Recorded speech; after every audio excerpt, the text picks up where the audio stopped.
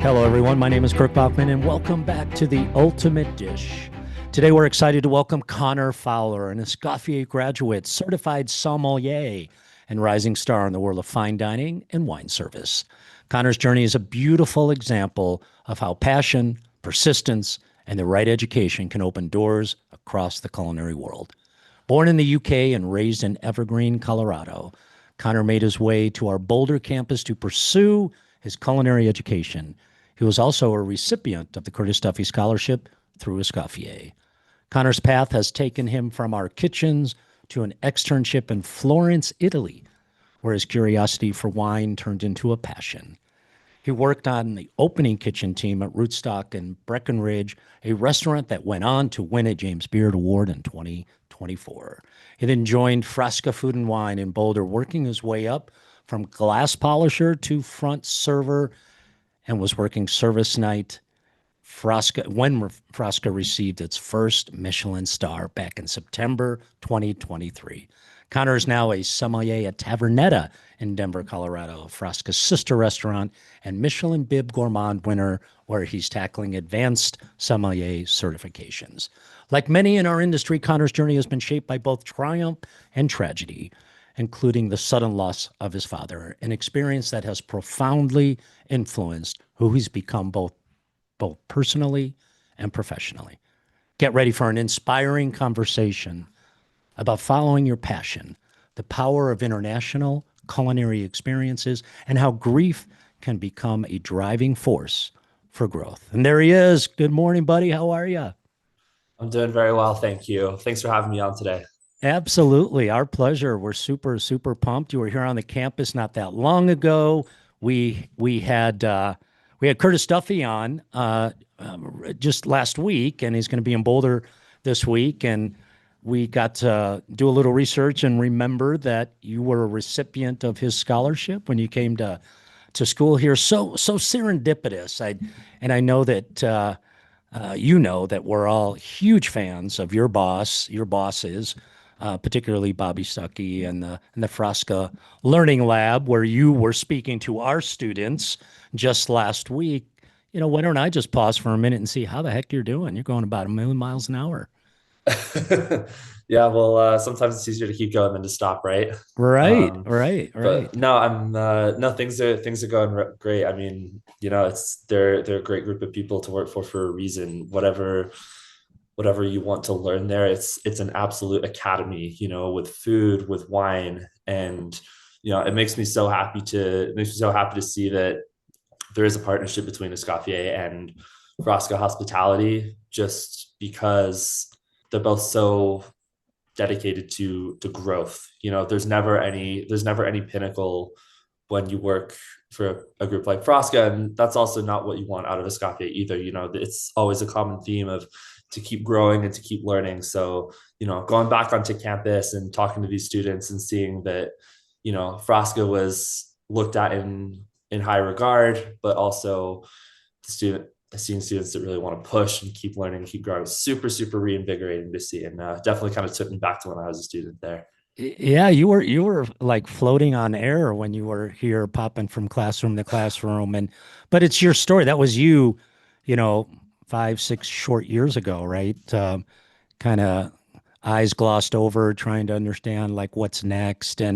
But let's go back a little bit. I don't know that I knew that you actually immigrated here from the UK with your family, and I think that's absolutely fascinating. You were about 8 or 9 years old when you came over. Is that right? It was right around the time of my eighth birthday. Yeah, Yeah.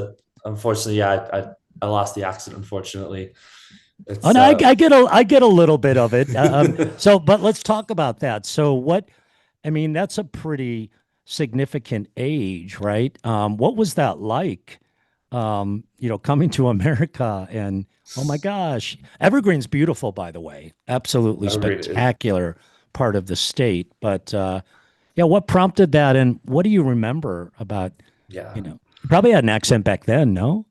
Oh, of course I did. Yeah. Yeah. Well, it was. I mean, when you're 8 years old, it's you're sentient, you have these memories, but you're also so impressionable. So Oh yeah, yeah. I lost the accent within about a year, I think. I would just fake it if But I were you. I would just fake it.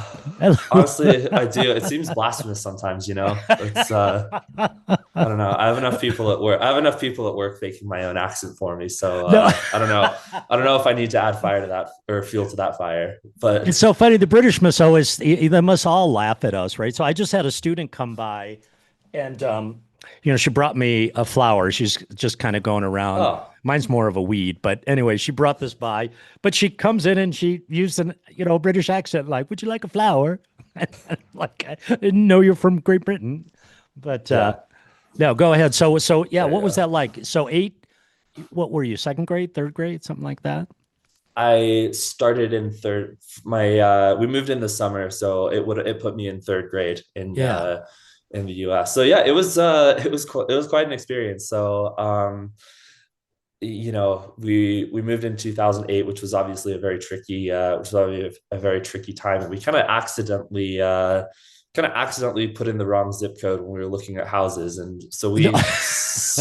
we scored. Yeah. We scored a really nice little spot in Evergreen. Yeah. And we kind of as a family decided, like, why would we want to look at the mountains when we have this opportunity, we can actually live there. So it kind of started how my dad got an opportunity to coach across to coach overseas. So my dad's side of the family, that's the whole English side, but he spent a lot of time in America in his adulthood, um, kind of bringing European tradition and soccer and influence. He was one of quite a few people to do that. So he kind of got an opportunity to live out here and work out here, and we just decided as a family to go. So it was it was interesting. I mean, definitely a bit of a culture shock. I remember hearing somebody mention football for the first time, and I was like, I had no idea, like, what are these shoulder pads and what are these helmets? Like, this is why are they stopping every 5 seconds? It was a little confusing, but no, it was good. I think I'm happy we did, and I'm definitely happy I grew up in Evergreen. It's such a beautiful place, and Yeah, it really is. Did you play a lot of soccer growing up? I did, yeah. I think, yeah, kind of in my childhood, and then I played throughout high school as well. Didn't really go too far with it, but just love the game. And once I moved back to Frasca in 2021, I ended up just doing some co-ed stuff. It's just for fun. Who's your team over? Man City, blue. Oh, that's awesome. That's Yeah, awesome. but Yeah. that was I grew up when they weren't as prominent as they are now. So I like to Yeah. say that all their success recently, I like to say that I deserve that You're part as a of it. Yeah. lifelong, yeah, as a lifelong fan. I love it. I absolutely love it. And I love your story too. I'm curious. We can bounce back and forth a little bit. But I'm just curious, Evergreen's what, 2 hours from here, hour and a half, something from Boulder, From not Oh, it's that like 45 minutes. 45 minutes, so not far. How'd you get into the culinary industry? What sort of sparked your initial interest? And then we'll Yeah. talk about Escoffier a little bit. Well, it kind of just happened. I think it was very reflective of who I was. I think in school, I was a good student in the sense of, like, I showed up to my classes, got along with my teachers, did all of that. But, like, I wasn't like an excellent student. I don't know, I didn't necessarily get a whole lot of validation in school. I had like a good group of friends who I still keep in touch with every once in a while. And, sports wasn't really going anywhere for me. I play for fun, but it wasn't really gonna go any further than that. So I don't know. My sophomore year of high school, I kind of just I wanted money. I was saving up for a trip later that year, and I started working at a restaurant, and kind of everything clicked. I'm so ADD, and I'm working at a place where there's so much going on, and it wasn't fine dining by any means. It was a very good little, like, local neighborhood spot. There was there was actually a decent little restaurant. There was a good bar area, but there were also like games and stuff. So it was kind of the place to be for a town like Evergreen. And there's just so much going on, and I kind of just I enjoyed it, and it made me want to work hard because the harder I worked, either I got paid more or I would just the validation, like people, just the praise and the praise and the feedback. It was something that really helped me, and I don't know, it was just something that felt consistent to me, and school, like it was something I looked forward to outside of school. Those are great responses, and I'm sure it's the feeling that many people have when they're kind of trying to figure out what's next for me. Is it culinary school? Is it some other field? Do I want to be a carpenter? Do I want to be a doctor or a lawyer? Yeah. And I'm curious, as when you started thinking about going to the next level, what made you choose Escoffier specifically? What were you sort of looking, Connor, for in in your next step in education? Was it about Yeah. Boulder? Was it about the brand? Yeah, there are definitely a few different things. So when I first heard about Escoffier, I was actually in a high school culinary program, which I started my junior year. Warren Tech, if Yeah, yeah, of course. I'm sure Yeah. you've heard of them. So some of the Escoffier group did a little promotion there, and I was really curious, and I was really into it. And there were a few things like living in Boulder was something that I was curious about, and also the fact that we got the opportunity to do an externship, we got the opportunity to travel, and yeah, it just seemed like a really good, really welcoming environment. But I could also kind of there were a lot of career paths that were visible at that time as well, and it just seemed like a very, very good path. Did you kind of have a sort of a dream of you had experience in Europe, you ended up going to Italy for your externship, which I can't wait to hear more about. Um, did you have sort of a milestone or milestones that you were trying to achieve? And how did your experience at Escoffier sort of flow into that? Did you change direction several times? Did you stay the course? Were you surprised by anything? I think I think when I was in high school, I spent most of my time in the front of house. I worked a couple of back of house jobs as well. So there were times where I did think I wanted to be a chef. There were times where I wanted to pursue the front of house, and I think being at Escoffier definitely swayed those decisions one way or another. And but I think it was also very encouraging to know how compatible those two are. Like, you can't Hmm. really have one without the other. So I think because when I was a student there, I was 18. So Still it pretty was more young, kind of yeah. like yeah, fresh out of high school. So it was more kind of just like, what, I'm just gonna go for it and just see what happens. And, I'm sure wherever I land, I'll be all right. And, and I'm kind of glad I did that. Like I've set milestones since then, once I've kind of landed on my feet and know more concrete about what I want to do. But when I was 18, I had some ideas, but I more just kind of wanted to learn and see what there was to see and just go from there. That's great. Were there some moments that really stand out in your memory um, during the time that you were here? Well, during I mean seeing TED Talks during business com, I think actually made me be like, I'm sure there's a certain one that there's a certain one that I'm mentioning, but like seeing that was actually my introduction to Frasca. That was how I first heard about Frasca, because I hadn't really lived in Boulder before. So that was something that kind of opened up the idea of a sommelier's path and where that can actually take you. And that was like, okay, food and wine are so connected. There's this other side of the industry that's, new to me. So it kind of didn't necessarily change one way or another. But kind of opened my eyes a little bit. And then during, I don't know what the name of the class is now, but it used to be called classical cuisine. Sure, sure. Um, Yeah, yeah. yeah, we went over a lot of old world, like European influence, and also wine. That was my first ever like kind of introduction to wine, and it was so foreign to me, but it was so cool. Because we talked about it regionally, and it was just very digestible, bite-sized pieces. So, that kind of I kind of went down the rabbit hole there a little bit, and um, yeah, but it was a lot of fun, and also just, I mean, I don't know. It was just the whole experience, just being there on a day-to-day basis, having that consistency and learning, and it was great. Well, you're super kind too and humble, and everybody talks about Connor and the great experience that you had here. I'm I'm interested for prospective students, let's say, right? There's going to be a lot of students that listen to the show and they will be able to realize, wow, I need to stay the course. I can do this.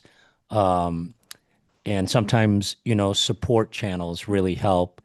How'd your family feel about your pursuit?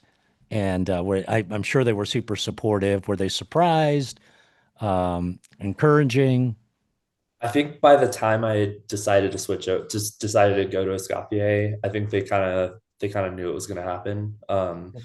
Because I was in my second year of doing Warren Tech's culinary program. I was still working in restaurants after, a couple of years. And I think they're just like, yeah, they figured this was coming. And they were super supportive. They did see the vision. They did everything they could to help me get there. So I'm very thankful for the support. Um, when I hear you, kind of recounting the past, it's pretty clear that your experience kind of shows someone that doors can in fact open. And you went from our Boulder campus to an externship in Florence, Italy. I'm sure you had a lot to do with kind of directing that. Um, and in my mind, that's probably in yours as well. That's an opportunity that can change everything. Can you tell us a little bit about that externship experience? And tougher question, how did that shape you as both, person and also, the sommelier that you've become and the food person that you've become over the years? Yeah.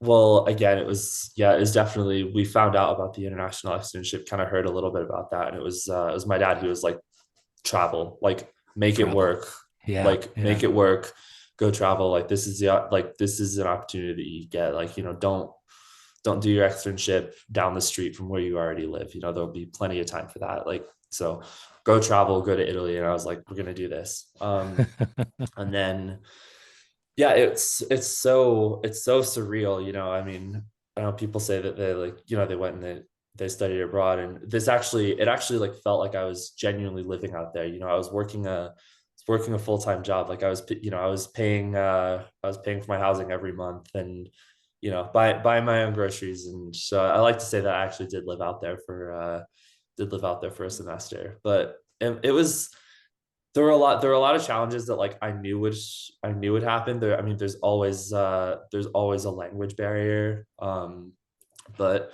it was so interesting because, like, everything was so simple, and not in a I mean that in the most endearing way possible. It was all about it was all about the absolute, like, freshest ingredients. It was all about very simple, very minimalist, hands-on. It was such a fun experience. And also, like, pasta shapes and pasta styles that I'd never even heard of before. And I took a couple of, like, cooking classes as well before going out there that were tied to the language school. And it was just such a different way of life. And while I Did you was out sur- there, did you surprise yourself at times too? Wow, I'm doing this. I did this. How yeah. impressed were you with Connor?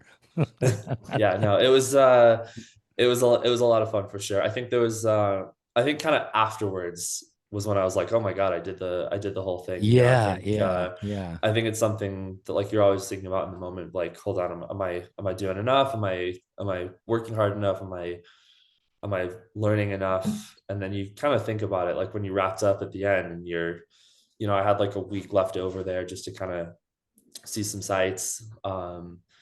And you know, I was kind of just sitting there thinking like, okay, I've actually come a really long way. You know, Yeah. I'm excited to see what's to come. What was it like being you kept citizenship in both countries, right? Yeah, Yeah. So I'm just going to say, what was it like being an American student in Europe? yeah. Did um, I think you've kind of answered this. What did you learn, Connor, that you could not have learned anywhere else in the world? Oh man, that's such a good question. I mean, well, what I will say and what I learned about Italian culture, it's so at least in Florence, you know, and Florence is a very touristy, you know, it's a very touristy city, very historic city as well, but Oh, yeah, also absolutely. Yeah. it's just it's the fact that you know everybody was actually so nice when I tried to meet them where they were at. You know, like I my Italian's not great now, but you know, back then I was trying to speak as much Italian as I possibly could. I was trying to learn the language and I was trying to be hospitable towards the people that I was with, whether it was my colleagues, whether it was my, you know, I would go sit down at a restaurant and ask for a glass of wine. It was just so, you know, just the culture there. And I think it's something that's just about traveling, period. You know, you the more you try and learn, the more that you try and put yourself out there, I think the more respect you'll receive in return. But That's a again, really good comment. I've heard that before. Just making the effort to try to embrace another culture, try to speak the language. That is endearing. People love that, and yeah, they're receptive to that, right? yeah, exactly. And then kind of what I learned is just like, I mean, I don't think my knowledge of Italian food was so small compared to, I mean, even just being in one city. I mean, you know, I went to other cities as well, but just like what is Italian food, you know, it was absolutely everything. There was so much diversity. And you know, I was trying whenever I'd go out to eat. I didn't buy a whole lot of souvenirs. I was just going to restaurants all the time. You know, and it was like a different dish, you know, different dish I'd never heard of. And then there were obviously all the classics. And I think kind of the overarching theme was just how simple Italian food is, and it's meant to be simple. You know, it's meant Yeah, to I be all love about that the word.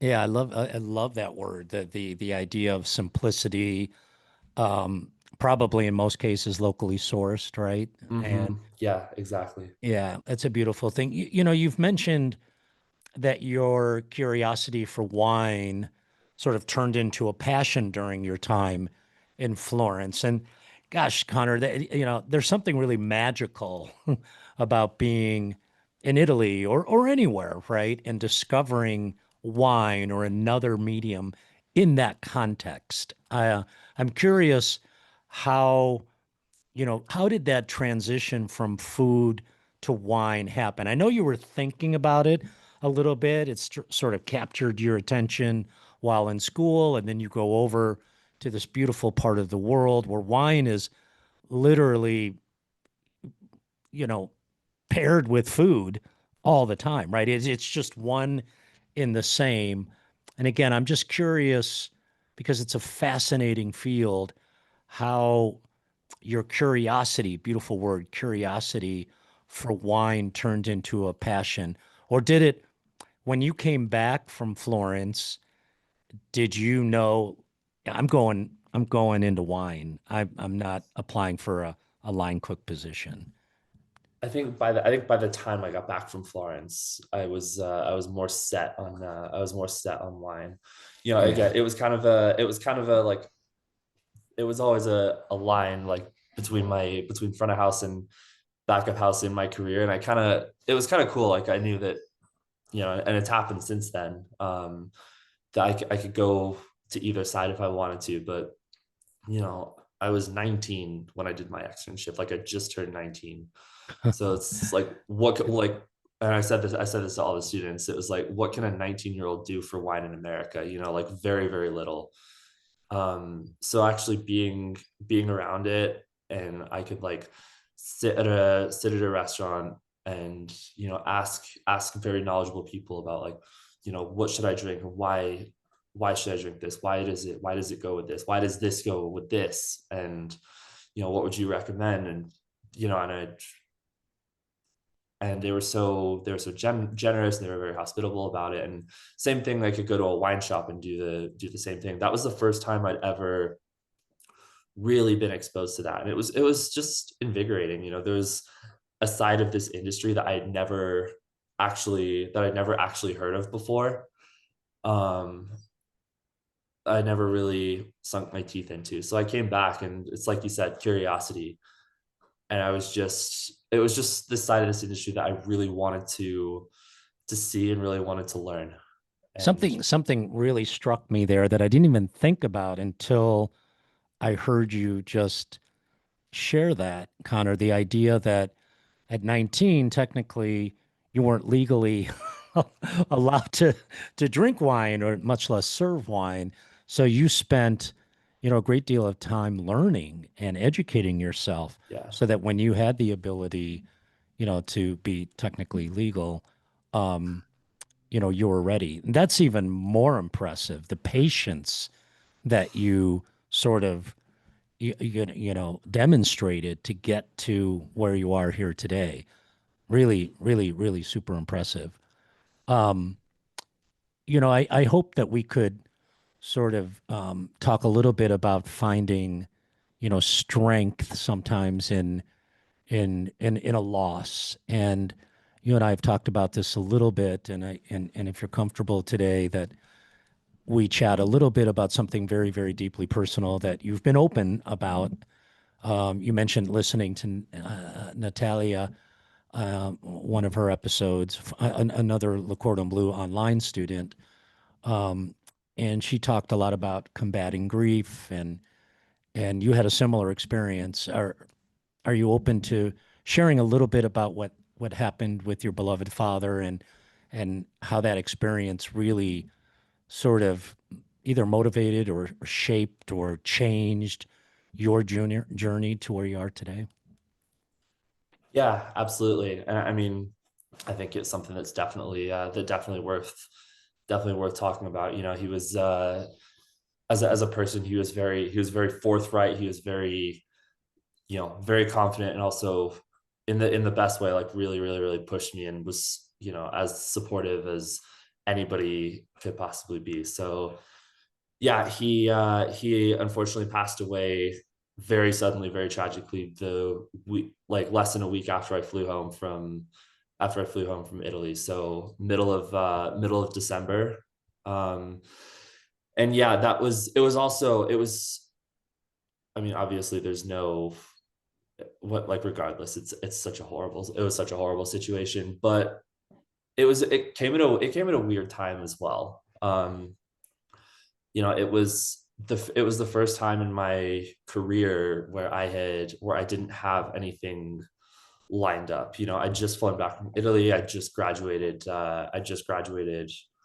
from school. Didn't have a job lined up, and, you know, was kind of just back to, you know, um, kind of enjoy the holidays and kind of see what happened next. That was the plan. And then end of 2019 into 2020, that was when COVID happened as well. So which, you know, obviously being industry professionals, those are it was a very, very difficult time. So I think, um, you know, I picked up a couple of COVID jobs, and those were those were fine. But I think really kind of what helped was just trying to do something to keep me trying to do something to keep me consistent, whether it was trying to read something, or it was trying to study something, or just practice, or just, I mean, even just buying ingredients and practicing, it was, Yeah, yeah, I think there was definitely a time when that was so hard. I had a great group of friends, and was living with my mom, and I think that was a very appropriate time to be doing that. And kind of what happened, afterwards was once things kind of settled down a little bit, the restaurants opened back up. It was almost freeing to be working again. It was almost freeing mhm, to be busy. Um, right before I went to Rootstock, I was working at this little wine bar in Arvada. And I kind of helped. I mean, I worked in the kitchen and worked at the front of house there, and I was busy there. Um, that was super helpful, and I think during a period of grief, it was so I think it was so important to have something that I could hold on to. I was also boxing and playing soccer at the time, and that definitely helps. And eventually, kind of all across America, all across the world, things returned to some sort of normalcy. And it was just nice to have like an actual routine again, to be back on the path. And then about coming up almost a year later was when I started working at Rootstock as well. So um, it was kind of, I mean, I love my family tremendously, but there's only so much time where I can actually like live there. So sure. having a place to go, and then moving up and out, it was a really positive change, and I am very thankful for Rootstock for giving me that opportunity. And I think they definitely helped me grow as a person, because I don't know what would have happened if I'd have just stayed living at home. Well, I thank you, Connor. I appreciate your genuine transparency and your emotion. I'm curious, as you think back on, that experience, coupled with, the pandemic, um, how does loss like that impact you or someone else as you think about approaching your career and your life going forward? It feels like perseverance, and it feels like courage, and it feels like, um, you know, understanding that you have to move forward, right? Is that Yeah. the type of advice that you would give to someone in a similar situation? Yeah, I think so. Well, I know. So it's at the end of the day, you do have to move forward. The show does have to go on, whether that be your show. Well, it is your show. Um, but I think what's equally as important is being able to take care of yourself as well. Like when facing those emotions and moving forward with those emotions is different than pushing them aside and refusing to acknowledge them. So I think maybe COVID helped that, because there wasn't really much else. There wasn't really much else to do. Sure, sure. But I started seeing a therapist pretty quickly after all of that happened. And I was very, very open with my family, with my friends, about like where I was at and how I felt. I think that was a skill that I'm kind of just blessed to have. Not everybody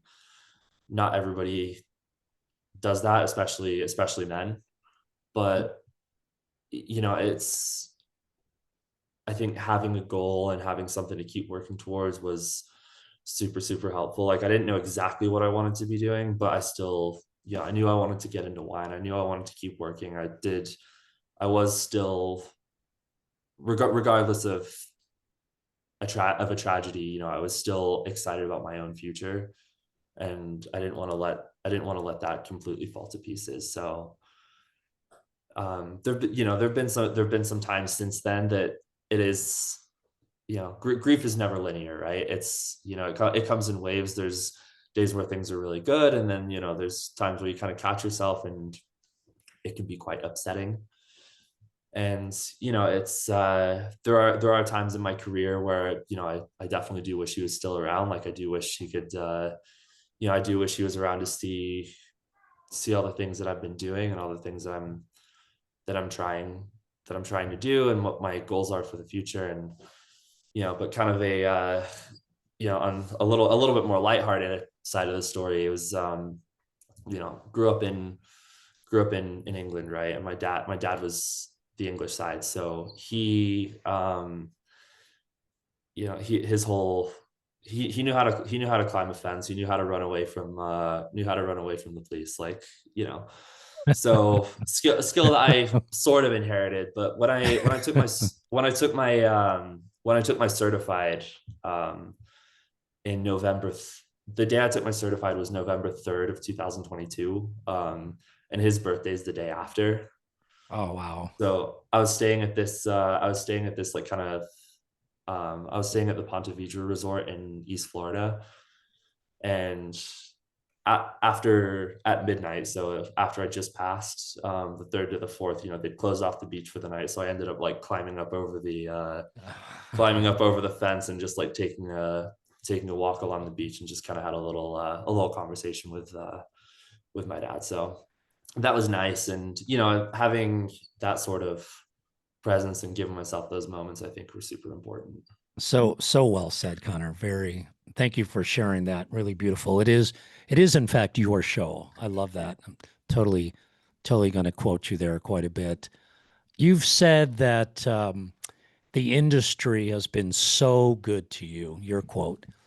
For students, Connor, who might be going through their own challenges, personal or otherwise, there's something powerful about finding a professional family in this Mhm. industry, in this craft that we love. What advice would you give to other young people in the industry who are trying to navigate personal challenges, financial challenges, and so on and so forth, while trying, like you did, to build their own careers? Really take it seriously. Like, if you're here for a reason, you're going to culinary school, which is a huge investment in your career. um you know take it seriously.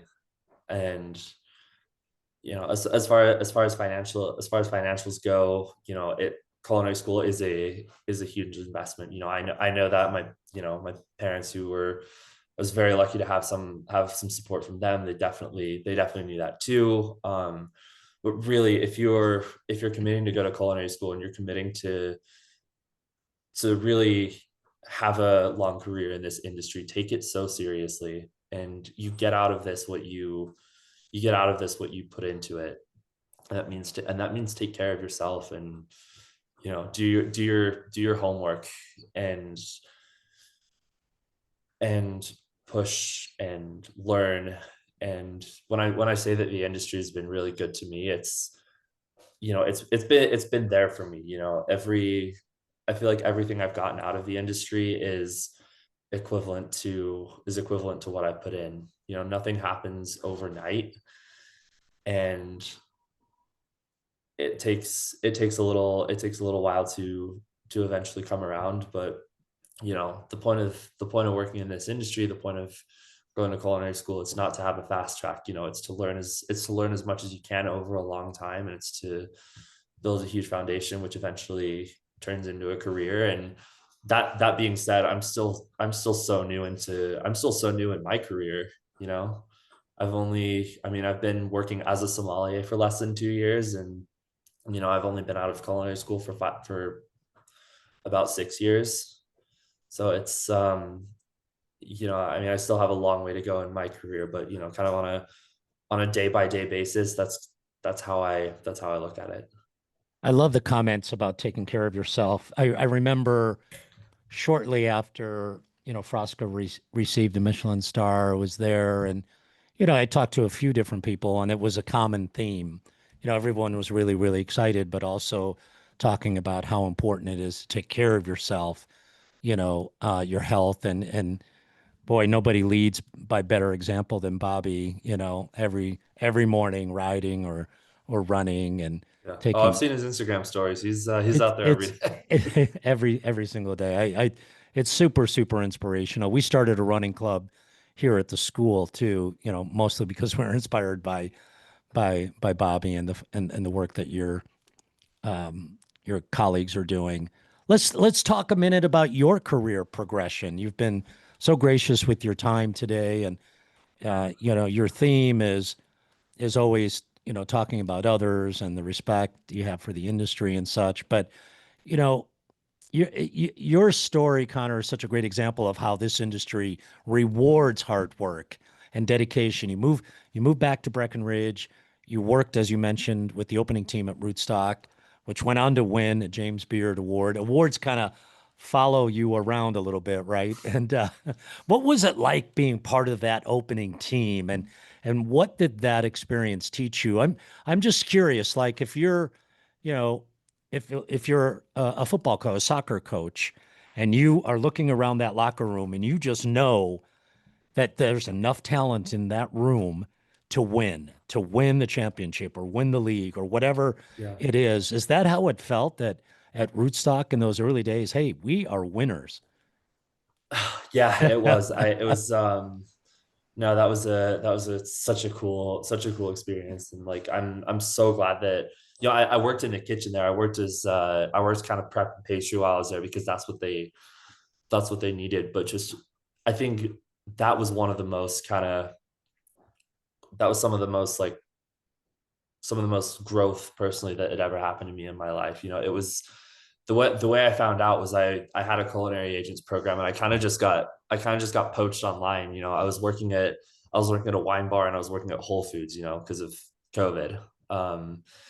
And it was it was I originally wasn't sure I wanted to go, but I had a great conversation on the phone with Matt, and and just kind of told me about the concept, and also the lifestyle that comes from living in Breck. It was I think I just turned 20 at this point.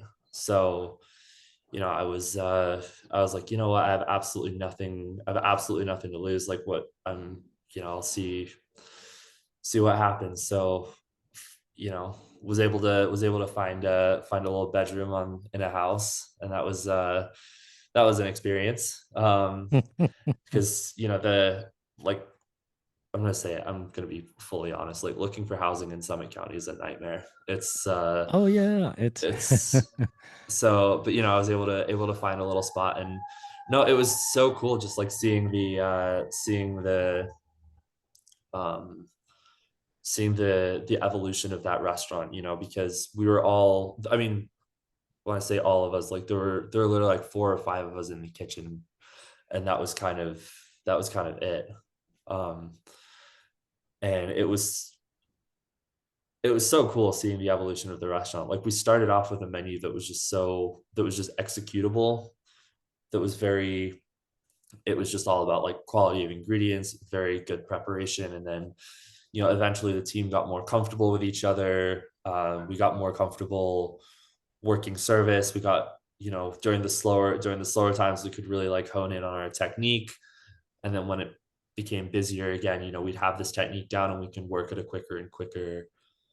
um, at a quicker and quicker pace. So that was such a cool experience. And it was there were days where there were very, very long days there, and it was so rewarding. And I don't think, I mean, I know we talked a lot about Bobby, but another great leader in my life is Matt. Like it was so cool, like seeing him bring his concept up from the ground up. And like he worked start to finish every day for months, until we were properly staffed, until that menu was as it needed to be.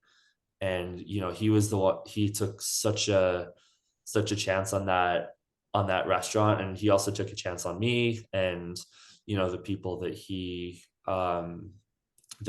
hired. And it was, I think, like a little over a year ago that they won their James Beard. seeing that restaurant come from the ground up, taking over the concept that it used to be, and seeing it as now one of the most important restaurants in Colorado, if not outside of Colorado as well. It's And it's it's so amazing that inspiring. Yeah, yeah, local guy, doing well in the area and all of that. Yeah. And he has a great voice in the state of Colorado, um, through the Colorado Restaurant Association and such as well. So that's, yeah, yeah, really 100% agree. Then you moved to Frasca Food and Wine here in Boulder, and I love that you started exactly where every team member starts, as a glass polisher, right? You worked your way up through, food runner, expo, back weight, all the way to front server. I just love how organized, yeah, let's call it the brigade is there. Like, yeah, you do everything. And what was that progression like in the spirit of Escoffier? What was that progression like, and what did it teach you going yeah. forward? Well, yeah, no, it's cool that you mentioned that, because I mean, going into it, because there were a lot of, there were quite a few people around me that got hired at a very similar time that were newer to the industry. So, but I kind of thought I was going in with, with a little bit more of a little bit more of an edge, having gone to culinary school and gone to Florence, and then worked at a wine bar, and then worked at Rootstock. But still started at the bottom, learn the foundations, learn how this restaurant ticks. And I think that's so important. So, it was, I think, in the spirit of Escoffier, and it's something that, I talked to the students about last when I visited it a couple of weeks ago. It's in the sense that culinary school is not a fast track at all. I went in there with like a pretty decent product knowledge, pretty decent sense of like world cuisine, and specializing in Italian cuisine. But it still didn't, none of that mattered if I couldn't learn the mechanics. And there's so many nuances in the front of house that that you only learn by working in the front of house. It's all about like open hand service from the left, and all table numbers and seat numbers and timing of courses, and all of these nuances. And that was such a learning curve. So started out as everybody starts out with polishing glassware, and then you learn the menu and you run food. And I got called out for not knowing the things that I needed to know on the menu, and they call you out for it. And it was like, okay, what do I do? Do I just bury my head in the sand, or do I like actually sit down and push and like actually learn these things that they need us to know? So, it was a good lesson to have early on. And then kind of as a as a bit of a sidetrack, I worked as their expo for probably the majority of my time at Frasca was actually working as an expo, which was probably one of my favorite jobs I've ever worked. One of my favorite positions. It's like the perfect liaison between the front of house and back of house. It's like if the back of house is like an hourglass, if it's an hourglass, you're like the little point in the middle where everything goes in and out of. Oh, that's a great analogy. Yeah, I love So that. that's how we learn. And it was such an amazing kitchen to be working with. And then I kind of started back waiting, which is another very humbling position. It's you're kind of the support staff, or the supporting actor for your front server. The expectation of a front server is to have all this knowledge and all this story, and really to be able to take guests to a place. And then the back way is their job is to, get the plates on and off the table at the correct time. Get the silverware down and get the glassware down, and you know keep in charge of the pace. They're basically the feet that's rapidly pedaling under. And one again, getting the hang of that position was such a lesson. And it took longer than I probably would have wanted, but I'm also glad I got the best experience out of it. So I picked up a couple of shifts at Frasca over the last few months. And I actually worked as a Frasca backweight for for somebody who I actually trained as a back weight years ago. So it was kind of a cool full circle moment. And, it was still like, I was still like kind of running around like a headless chicken, or a little bit more composed than that, but still back weighting, like, making sure all of these steps were in place. And, it was a cool position. And then eventually eventually I was ready to start front serving. And, I think that's where a lot of people progress. And it's also where a lot of people kind of stop if they don't want to pursue higher education in wine or bar or management. You can have a very fruitful career, not just at Frasca, in any fine dining restaurant, as a front server, as a, and in the industry, it's also called being a captain. Yeah, yeah, You can sure. have a Yeah. very, very fruitful career as a captain, and Yeah. I and grasp a lot. the whole time I'm listening to you, it's magical, right? You mentioned the word storyteller. You have to be a storyteller, but it's almost like a symphony, right? Everything has to happen at the right time. I love how you explain, the plates have to, be placed and removed at the just perfect time, right? It's beautifully orchestrated. I just love how you share that, and I love that you get to go back in now and again and kind of test yourself.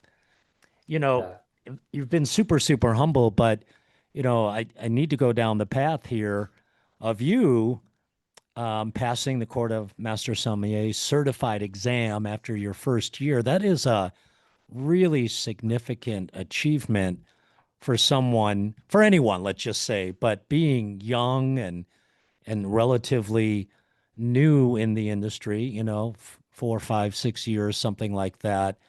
Um, wow. On top of all the hard work, right? And the studying and the late hours and getting ready and pushing yourself. What drove you, Connor, to pursue certification, sommelier certification? And for those who don't know, maybe you can take a minute and just sort of kind of explain what that process, like the steps of getting, yeah. to Bobby's level, let's say, would be. Well, got a long way to go for that to Yeah. happen, but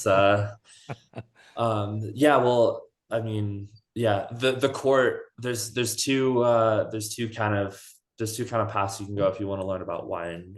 One is WSET, which is a lot more kind of winemaking, winemaking. But I guess for the purpose of this, we'll talk a little bit more about the courts. So, Court of Master Sommelier. So there's really kind of four. There's really kind of four levels. And starting at the top, you have somebody like Bobby. You have, it is a crazy exam.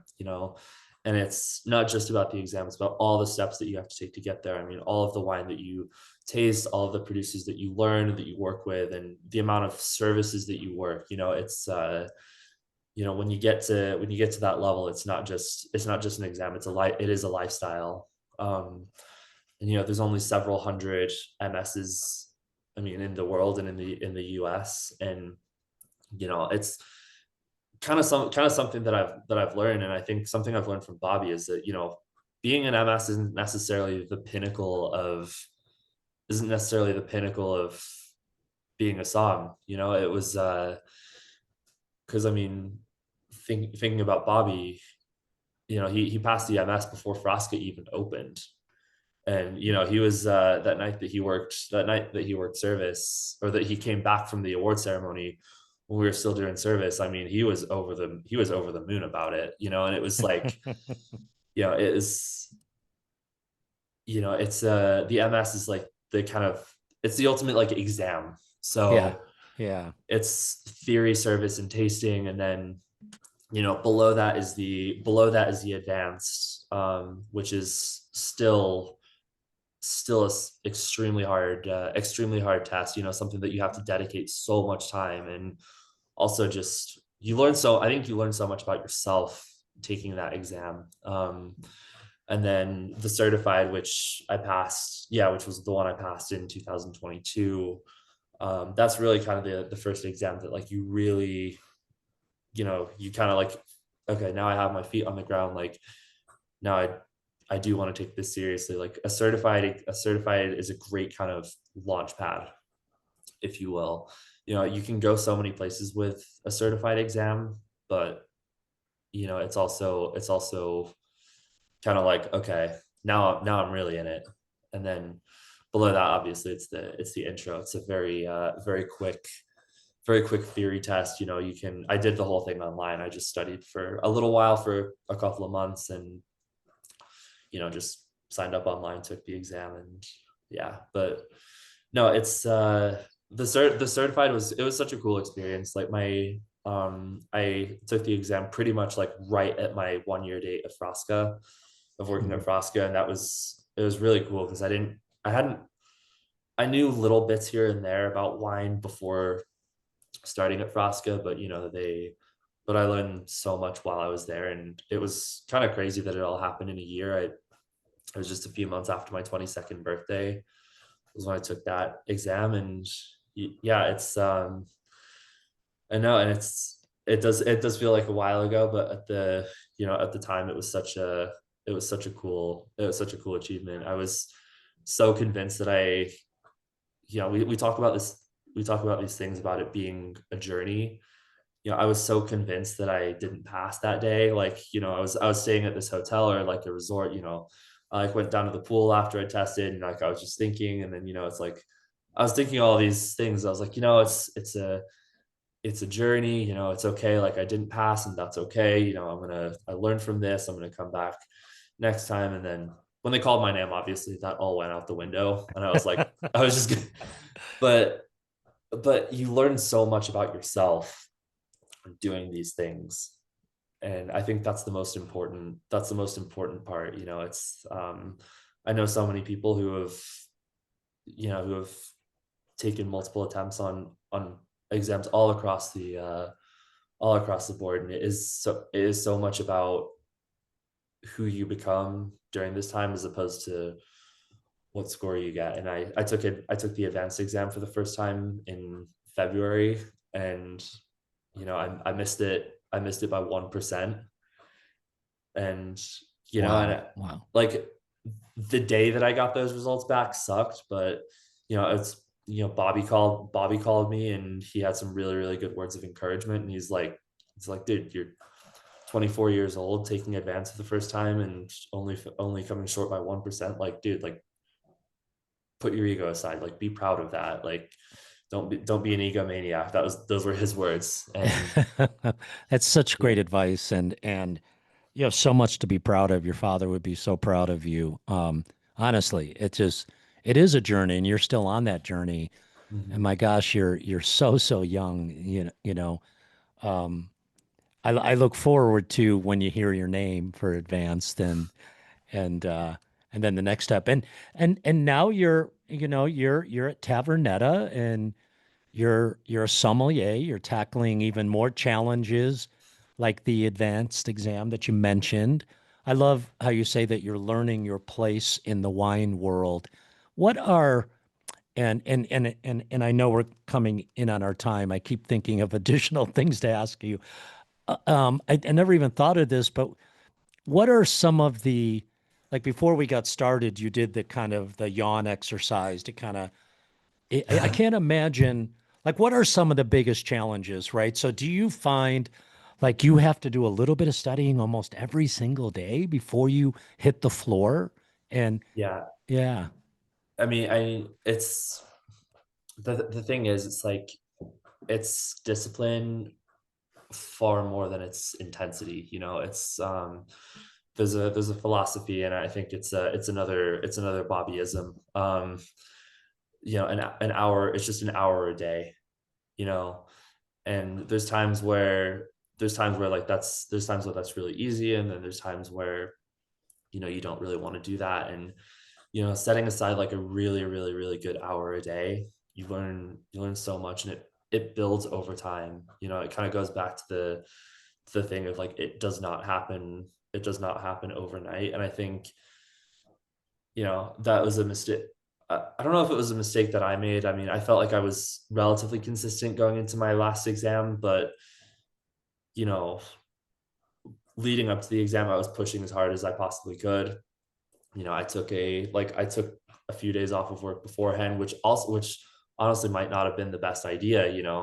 It would have been good to just have my routine and just kind of go into it, as opposed to spending all this time to think and dwell on it. But yeah, it's just about discipline, and it's about consistency, and it's about your own pace. Some people, we all fail at some point in our lives, and it's okay. And me not passing the exam this first time, that was one of the first real big lessons of failure that I've had. And it's still so new, it's still so fresh, but I've even since then, I've learned a lot from that.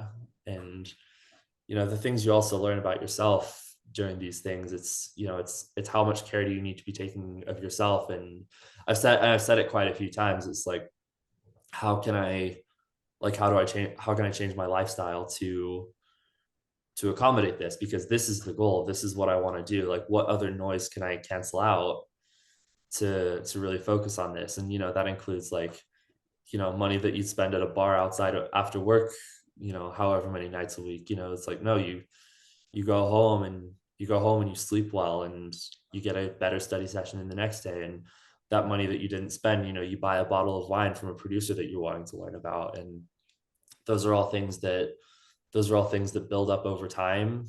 And it's just little things that add up in the long run. Gosh, Connor, I just love the maturity in your voice, the experience, and the continued passion.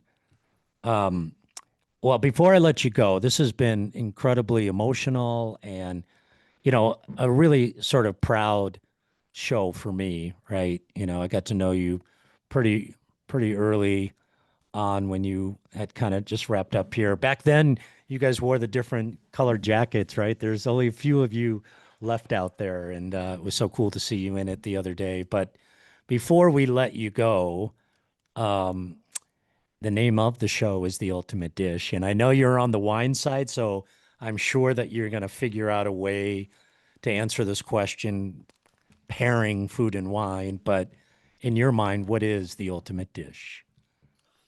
I fortunately spent a little bit of time thinking about this, but Of course you did. for me, it has to be my mom's lasagna. It was like Oh, wow. it's like my absolute favorite meal as a kid. And my mom was like, she was like the OG great cook I had in my life before I really started pursuing culinary school or anything like that. And that was like one of my absolute favorite dishes. So back then it was like the greatest thing that I could ever have in front of me. And nowadays it's something so nostalgic. It's something that I look forward to, when I know it's coming. And then just it, and if we are talking about wine, it's Chianti Classico from that's something that I definitely drink with that. So so Oh, nowadays, beautiful. if I go to my mom's house, sit outside, eat some lasagna, drink a bottle of Chianti Classico, it's a whole experience. Do you know how to make the So recipe yourself? I theoretically I know how to, but mom's just always do it best, Mom's going to do it. Yeah. Yeah, exactly. And she was one of those.